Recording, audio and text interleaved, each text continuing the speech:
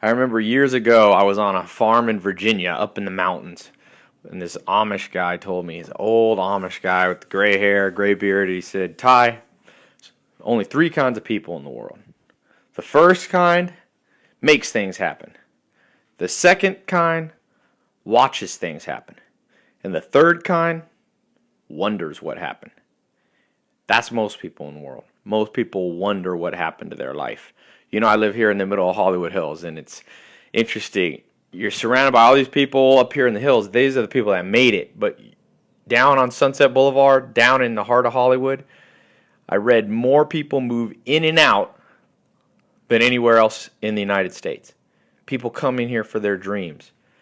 Boom. 3 months later, they can't make it as a movie star, can't make it as a musician, can't make it whatever they're dreaming. They call this the city of broken dreams. But not everybody has broken dreams, you know?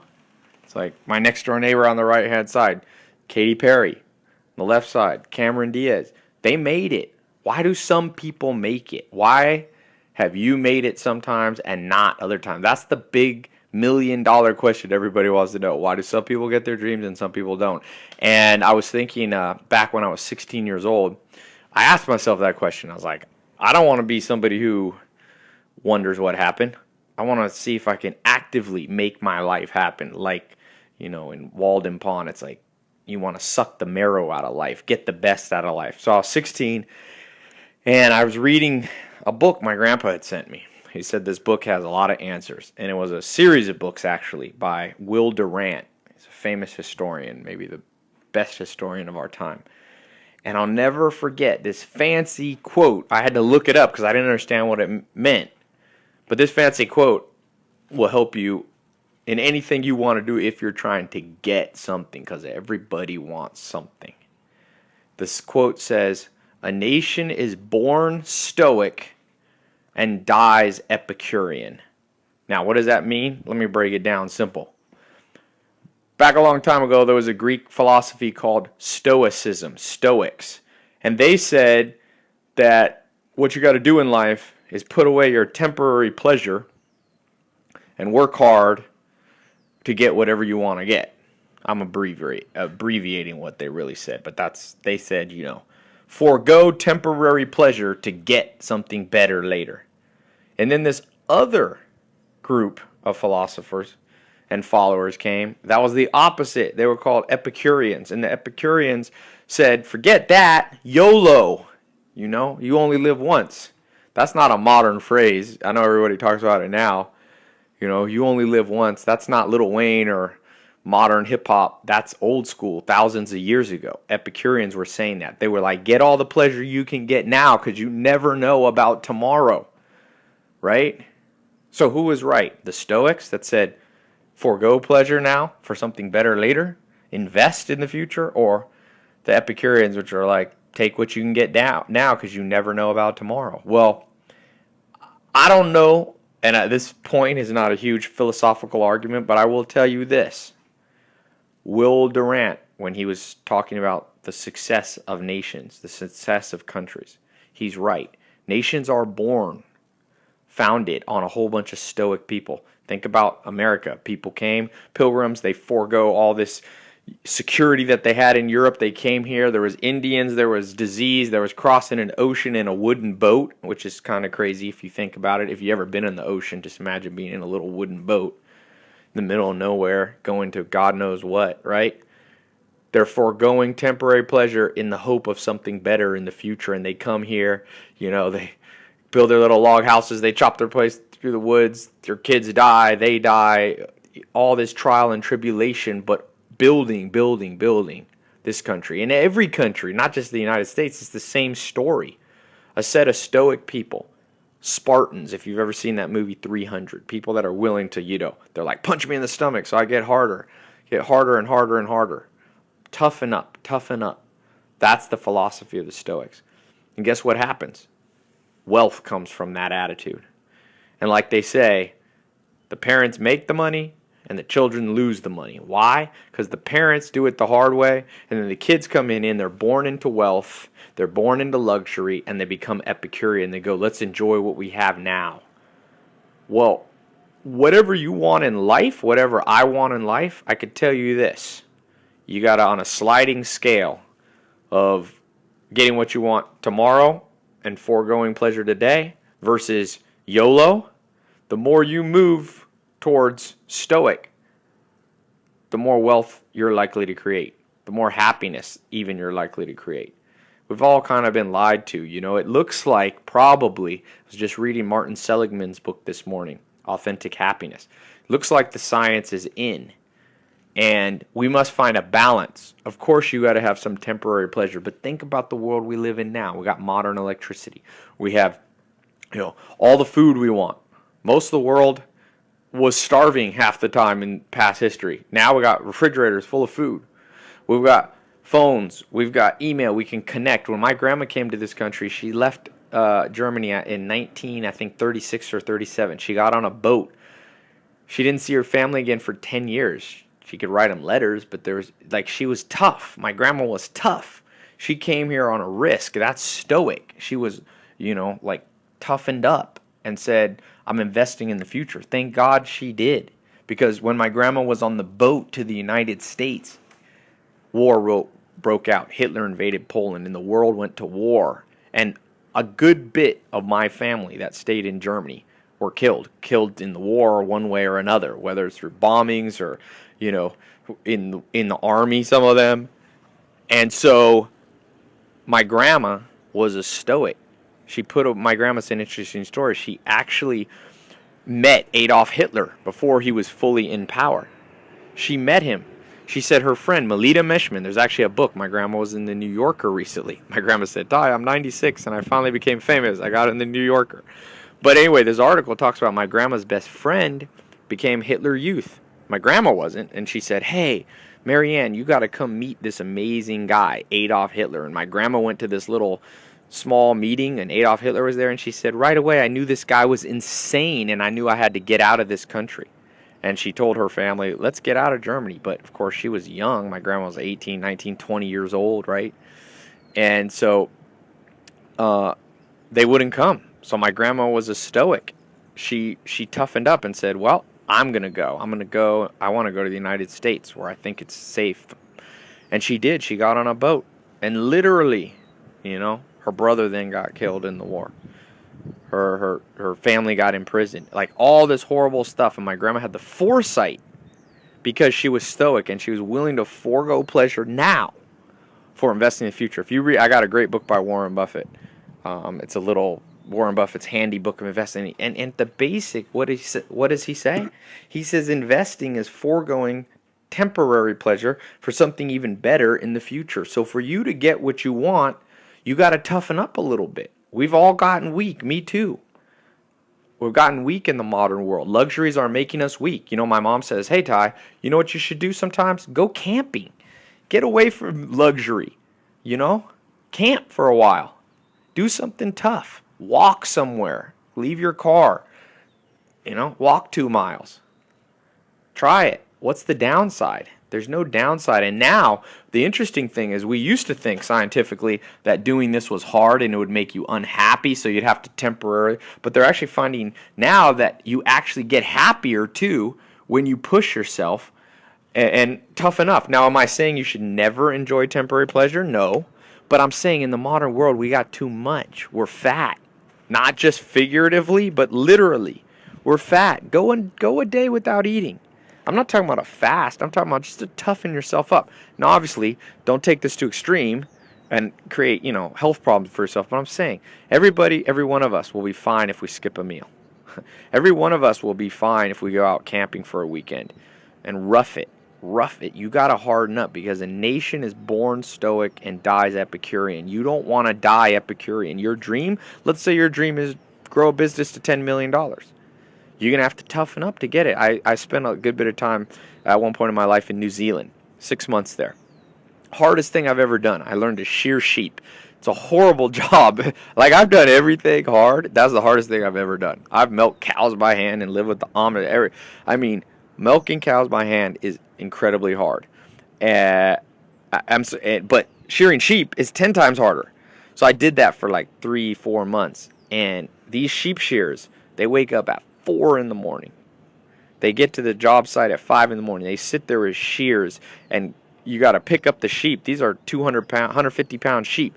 Pick them up, wrestle them, shear them, put them down. They do that all day. You do a run. It's called 50-minute run. You do out of an hour, you take a 10-minute break. You work nonstop for 50 minutes. Put the sheep down. They do that till lunch. You do 7 runs.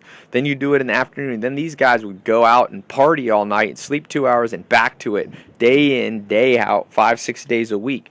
And whenever you'd complain, these New Zealanders would look at you and go, "Harden up, mate. Harden up." They'd punch you in the shoulder hard. I mean, these were a tough bunch of people. And so my advice to people come to me all the time. They're like, "Ty, I'm here in Hollywood, or I'm somewhere in what, and I'm not getting what I want." And I'm like, "Well, toughen up, man. Do it harder. Work harder. Cut a little luxury from your life. You'll be okay." We now know with science, like Martin Seligman, the professor, says, you'll actually be happier. So not only do you get what you want more, whatever that is, everyone listening to this has something else different that they want. Some want wealth, some want love, some want health, some want happiness. Whatever your thing is, you got to be a little bit like the Stoics. You have to be willing to forego, quote unquote, temporary pleasure. It's not even temporary, but it'll seem like it. Do you think, it's interesting. In my life, I've been around a lot of people. Who's the happiest people that I've been around? The Amish. I spent 2.5 years with them. It's very interesting. Jared Diamond, the Pulitzer Prize winning author and UCLA professor, says in his book Guns, Germ, and Steel that the Amish have 5 times less depression, 5 times happier than the people in the modern world. But it doesn't make sense, right? The Amish don't have electricity. They live a harder life in terms of, you got to walk and milk the cow. There's no grocery store. But they're 5 times happier. You think that all of us in the modern world would learn from that. I'm not suggesting you have to become Amish, but I'm saying the principle applies. To get what you want, it's not always what you think. To get happiness, it's not always me, me, me, me. Mother Teresa says the same thing. There's a book about her, and she basically says, everybody's unhappy. That's because people are trying to get happiness the wrong way. And it's the same for everything. If you want to have a better body, forget the 4-hour body. Forget that.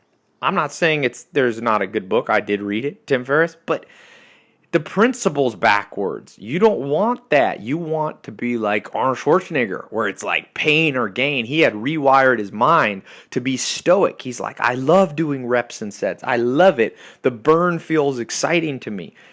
All of us have the potential to rewire our brain to be a little more stoic. I'm not saying you got to become Arnold Schwarzenegger and lift 500 pounds and all that. That's not what I'm saying. My point is, you can learn the principle. The principle is toughen up a little bit. It's okay. You'll be happier. And if you're trying to get a better body, you'll get it. Remember, there's that saying that I love. If you are in a room and you don't know who the sucker is, you're the sucker. What does that mean? Simple. If you're buying a health book and you don't know who the sucker is, you are. If you're buying a book that says you hardly have to work out 2 minutes a day and you'll be in great shape, that's not true. That's Epicurean. That's, I don't want to do anything because I'm too weak. Remember what the New Zealanders say. Toughen up. You'll be fine. You'll be happier. You'll be richer. You'll be healthier. You'll have more people in love with you, and you'll be in love with more people. You'll have everything you want. That's what I don't understand. Why have I been tricked into this, YOLO, you only live once? Well, I realize now why. Because it's the media trying to sell us something. They sell us records. What record or book is more likely to sell? A book like what I'm talking about? Instead of 4-hour body, where they just say you only got to work out 4 hours a week to be healthy? I'll say, no, you got to work out more. They've even found that 2 hours a day at a gym doesn't offset 8 hours of sitting down. So 4-hour work week is false. I mean, there's some truth to it, but it's not true that if you are living a horrible lifestyle physically, that you can offset it with 4 hours a week. It's been disproven. It's a book. They're selling you something. Don't be the sucker and believe it. You don't ever want to be the sucker, right? YOLO, that's a song. They're trying to sell you their hip-hop records. They're trying to sell you something. They want your money. You think Lil Wayne and Rihanna care about you? No, they want your money so they can be rich and buy whatever it is they buy. Same with, and again, I'm not saying there was bad people. I'm not. Don't take this at all. I'm saying Tim Ferriss is a bad guy. No, I'm not. I get it. It's his marketing hook. I get it. Lil Wayne, they're not bad people. They might be way better people than me. What I'm saying is the principle still applies. Don't be a sucker. YOLO's for suckers. 4-hour bodies for suckers. You got to do something with your life. Do something exciting. What Martin Seligman says is true happiness. You know who has probably had true happiness? LeBron James and Michael Jordan, the basketball players. Because when they push themselves with their, what they call the signature strength, I like to call it their superpower. What's Michael Jordan's superpower? He was good at basketball. What was he doing every day? Playing basketball. Did it come easy to him? Could he easily win the championship? No, he had to focus every day on his signature strength, practice every day. Kobe Bryant works out 8-10 hours a day working out. And when he does that and works his hardest, he succeeds. That is called authentic happiness. And if you can do it within the structure of helping the world, right, then you move to an even higher level of happiness. I believe the basketball players are probably on level 2 happiness, right? Level 3 is when you're like Martin Luther King Jr., where his strength was, let's say, speaking and leading people. And he was doing that every day and pushing himself, and it didn't come easy, but he succeeded when he pushed himself, because you got to have some success, right? It's not enough to just be stoic and always fail. He pushed himself, succeeded, okay? And once he succeeded, from there, he was also participating in the social. I'm reading a great book I got, Annette gave me for my birthday, called Social. Amazing book. This Harvard, I forget his name right now. You can look it up. It's Social. It's a Harvard professor, and he talks about what we're finding about the brain is fascinating. That our unique state, the most common state of the brain, is to be thinking about social things. Do people like us? Do I like this person? How am I getting along with my husband, my wife, my boyfriend, my girlfriend, my friend, my business partner? That's the natural state. That's why Facebook, if Facebook was a religion, it'd be the third largest religion after Christianity and Islam. It's growing that fast because it's a social site. So what you got to do in life is you use, and it's not just toughening up, you use the toughening up to get into a position where you're doing your key superpower, even if you have to quit your job today. If you're not working in something that utilizes your superpower, maybe you don't have to quit today, but you got to work towards getting out of what you're doing. Sometimes you can do it immediately today, and sometimes you can't. You got responsibilities. I get it. But move towards every day, spending most of your day in your signature strength. You'll be happier, wealthier. Everything you want will come from that. But it's going to take some stoicism, a little bit of ability. Again, stoicism means toughening up, not taking the easy route. Foregoing something fun today. Maybe you don't go out to eat today so you could save money for something better tomorrow. You'll be okay. You could eat better at home. Like, we're all too soft, me included. Do some things every day that are, when you get to the elevator, do not take the elevator. Take the stairs. Rewire your brain to be tougher. For some of you in here, take a martial arts class. Nothing wrong with a little combat. I know some of you don't want to get a busted up nose and look like a boxer. I get it. But it's okay to do a little bit of light, guy or girl listening. It's okay to have a little bit of jujitsu, a little wrestling. Maybe you do it, you can do it safe, but it's okay. It's okay to get some bruises in life. Bruises and scars, as long as they're not too bad, are like Nietzsche said. What doesn't kill you makes you stronger. And within reason, some things, I don't know if I completely agree with Nietzsche. You can break your legs in a horrible way and you'll never walk right. And I don't know if that makes you stronger. So you don't want to take this to extreme. Build up. That's why, as we've talked about in the past, take cold showers. Every morning I turn the shower at least 1, 2, or 3 times to really cold. And I stand under it as long as I can because it's hardening me up. Life is going to throw you hard blows. Like Charlie Munger says. Life will throw you incredibly devastating blows. You'll lose a loved one. You'll lose a brother. You'll lose a sister. You'll lose a child. That will come. That's part of the human experience. It's horrible, but it's true. You will be injured. Someone will betray you. That's your close friend. A business that you start will fail. A business partner will steal money from you. If you are too soft, you won't make it. If you're too Epicurean, if you're too much of a partier, you won't make it. You won't get what you want. Like I said, these people down in Hollywood that I see every day that aren't making it, most of them aren't tough enough. You got to have a little toughness. And of course, you need a balance. You do need some downtime, but not nearly as much as you think you need. Remember, who's trying to sell you on the idea that you got to go on a vacation all the time? The airline companies, the resort companies, the cruise lines, they're going to tell you you have to do this because you're the sucker if you listen to them. Don't be the sucker. Ask yourself the question, what happens if I just go on a vacation every day by going down to the park for free and playing basketball or jogging? Who says you need that, right? Again, it's a balance, but I'm having this talk in such a stern way because I'm reminding myself. This is a reminder to myself. Don't be a sucker. Don't fall for the marketing that you have to have the most designer clothes and lots of them. Who says that? You think what makes a woman or a man beautiful is having 50 pairs of shoes? You think that? How about exercising, eating right? You know? It's funny. Charlie Munger says his wife hates this saying. I'm sorry, Sam Walton. I think his wife says she hates this saying.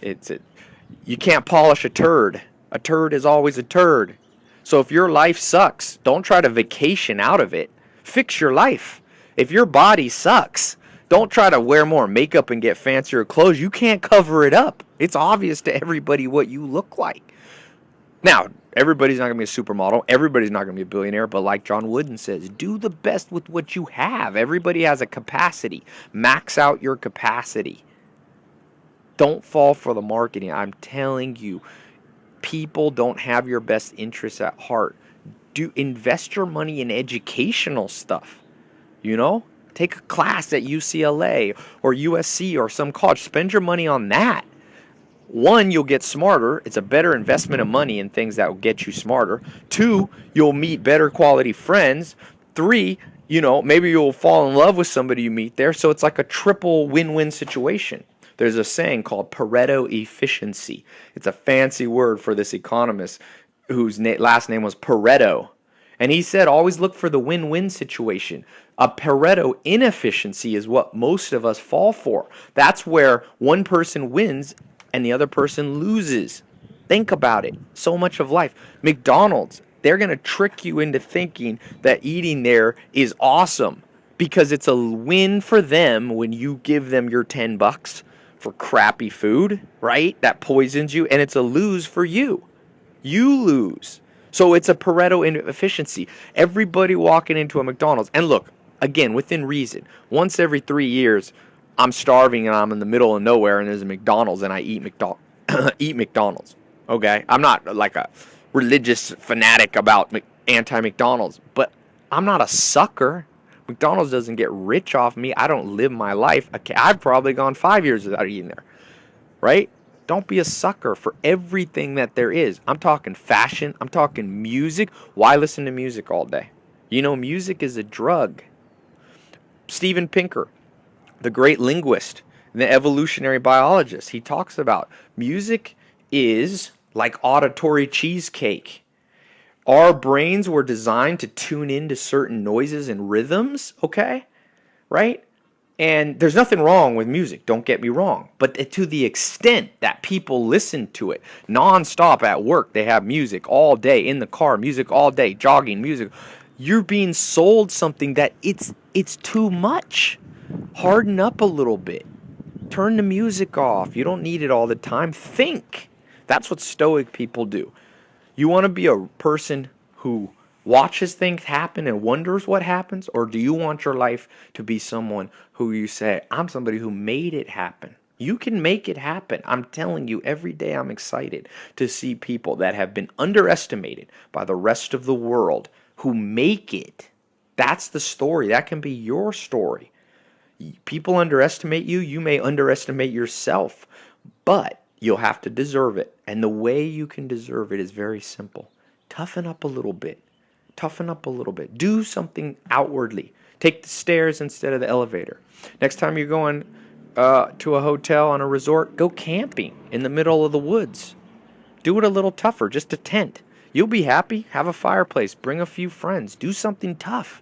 Next time you were going to drive your car to the store, walk.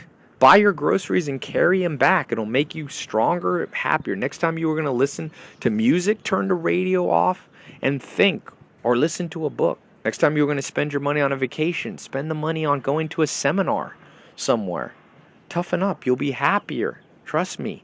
Don't buy the lies. People are trying to sell you stuff, and in a world, you and I see between 2 to 7,000 advertisements a day from the media. They're trying to get something from you. You don't want a Pareto inefficiency where they win, they take your money, and you lose. There's nothing wrong with buying things, but make sure it's a win-win. Make sure for the dollar you spend, you get at least $1 worth of value. When you spend $5 at McDonald's, you get zero value. It's negative. So don't put your money there. That's a Pareto inefficiency. All right? I hope this has been helpful. It's very, very important that everybody understand. You must harden up so that you can get what you want. The world's underestimated most of us. Even those of you listening in who have a lot, still underestimated. You still underestimate yourself. And to get what you want, remember, be a little more stoic. Be a little tougher. Sleep on the floor sometimes. Don't sleep on a nice mattress. Just try it one day. If you have back problems, maybe don't do it, but try it. It won't kill you. Take a nap on something a little tougher. Take a little boxing class. Sprint. When it comes to money, don't go, I'm going to go 2 weeks without spending any money on anything. I'm just going to come home.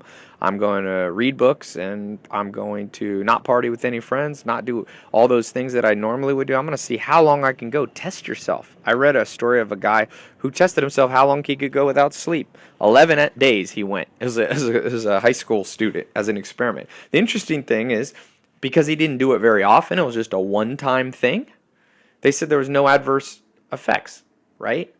Joel Salatin used to tell me, a person can do anything as long as it's not forever. Again, I'm not suggesting you go without sleep as a habit in life, but as an occasional, once in a while thing to toughen up. The Native American Indians, all of their warriors would start out by doing what? They'd have to go out into the middle of nowhere with just their horse, sometimes with no food and water, so they'd have to fast, and they would say that you have to stay awake too. So they would stay awake for days, but they called it their vision quest. And on that vision quest, when they were toughening themselves up, they believed that they received a vision of what they should do with their lives, and that's how they got their name. And great Indians, great Native Americans, this was their method of creating vision and purpose for their life to get what they want. It started with foregoing some pleasures. So make sure, again, I could talk for a long time about the benefits of, recreation and pleasure and some luxury. You don't always want to be foregoing sleep or always foregoing food. It can be very harmful to you. This talk, that's for another talk, though. This talk that I'm talking about right now is for you to remember the other side of the scale. Everyone's been selling us luxury since we were born. We're born in the modern world full of luxury. Everyone's been selling us that. I'm offsetting that by showing you the other end. Always live that balanced life. Some luxury, some stoic, some toughening up. Okay? I hope that's been helpful. Make sure you tune in for the other tips, and stay strong. And let me ask you one thing, if you could do me a favor. On this page here, leave me a comment on one thing you can do very specifically, okay? Specific thing that you can do to toughen up a little bit. It could be as simple as skip lunch tomorrow. Now, for those of you who already don't eat regularly, that doesn't count. If you're already doing it, it's probably healthier for you to eat. But going to forego a vacation you thought you need. Going to not go out this Saturday. Going to take money you would have spent on something you don't really need and going to spend it on something. What is it? Going to take a martial art class. Going to take the stairs instead of the elevator. Put a comment on something that you think you've gotten weak at, that you've gotten soft, that you need to toughen up, and some one practical thing that you think would solve that. So leave me a comment. I will talk to you soon.